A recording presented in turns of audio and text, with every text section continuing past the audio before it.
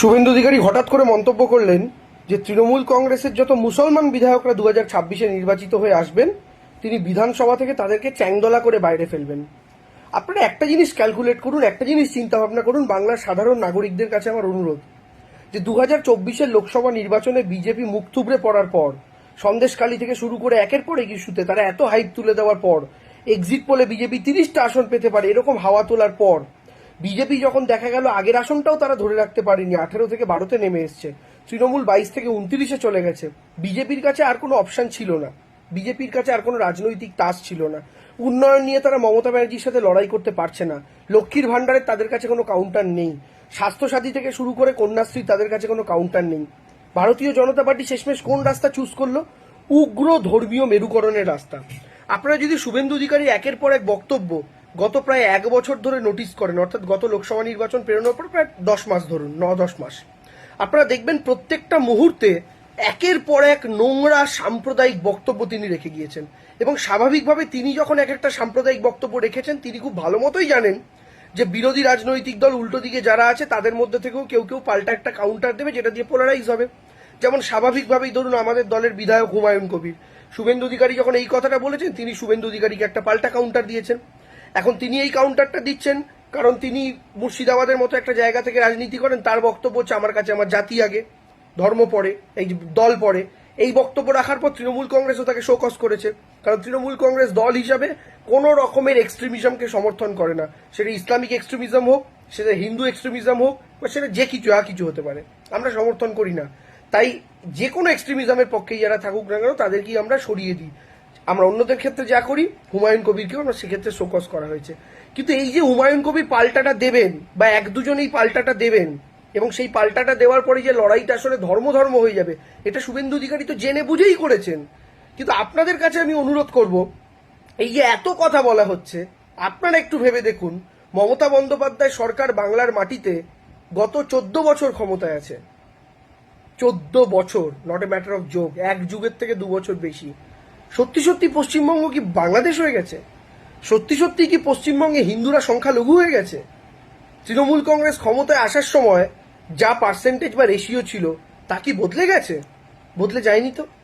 তৃণমূল কংগ্রেস ক্ষমতায় আসার সময় বরং আমি যদি উল্টো দিক দিয়ে আপনাদের বলি, হিন্দুদের উৎসবগুলোকে নিয়ে যে পরিমাণ বাংলায় উন্মাদনা ছিল, আর আজকে সেই জায়গা থেকে যদি বলি যে সরকারের সমর্থনে আমাদের হিন্দুদের দুর্গোৎসব, আমাদের হিন্দুদের একের পর এক প্রোগ্রাম রথযাত্রা থেকে শুরু করে সেগুলো কোন পর্যায়ে গেছে একবার ভেবে দেখুন তো।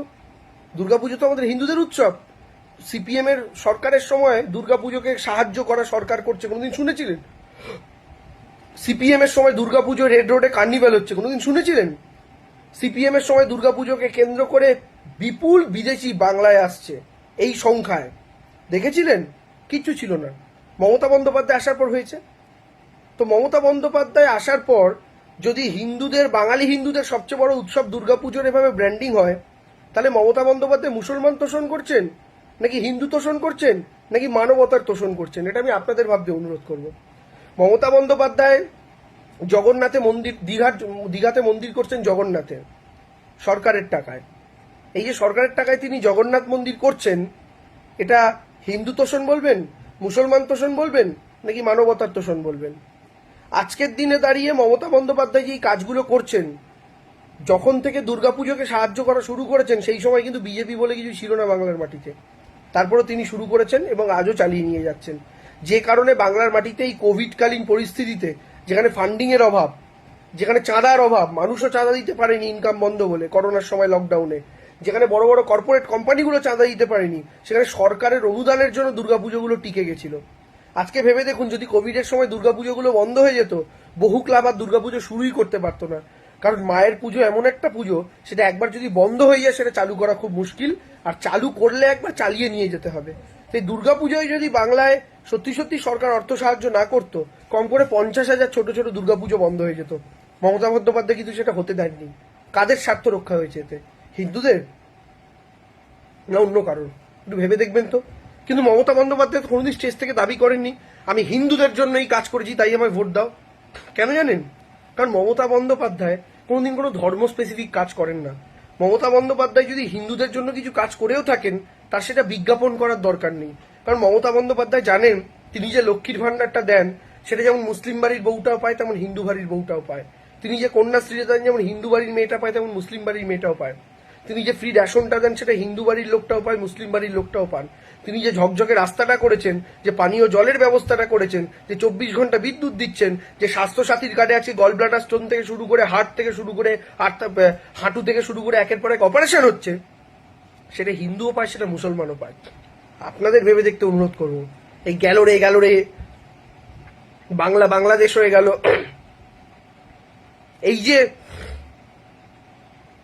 এই সমস্ত ন্যারেটিভ গুলো ছড়ানো হয়, আপনার অভিজ্ঞতার সঙ্গে কি সেই ন্যারেটিভ মিলছে? মিলছে না। আপনার মাথায় কিভাবে ঢোকানো হচ্ছে এগুলো? টিভির মাধ্যমে, ফেসবুকের মাধ্যমে, সোশ্যাল মিডিয়ার মাধ্যমে। অর্থাৎ আপনার অভিজ্ঞতা সেটা মিলছে না বলে ফেসবুক, সোশ্যাল মিডিয়া, টেলিভিশনের মাধ্যমে একটা ইকোসিস্টেম তৈরি করা হচ্ছে, যেটা আপনার হিন্দুদের মনে মুসলমান, মুসলমানদের মনে হিন্দু সম্পর্কে ঘৃণা ঢুকিয়ে আরো উত্তেজনাকর পরিস্থিতি তৈরি করবে। দয়া করে সাবধান থাকুন।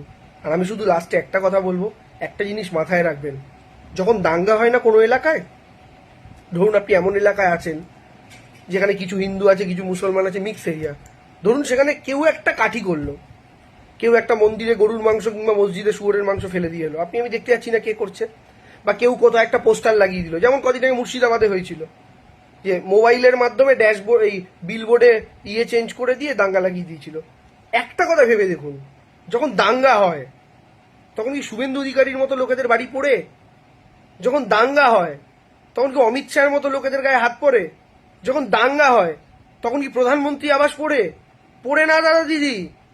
যখন দাঙ্গা হয়, যখন অশান্তি হয়, যখন মানুষ মরে, আমার আপনার মতো সাধারণ ঘরের মানুষ মারা যায়, যখন দাঙ্গায় এ ওর বাড়িতে পাথর মারছে, এ ওর বাড়িতে আগুন জ্বালাচ্ছে, তখন আমার আপনার বাড়ির ছেলে মেয়েদের দিয়ে ওই কাজ করানো হয়, মরে আমার আপনার ছেলে মেয়েরা।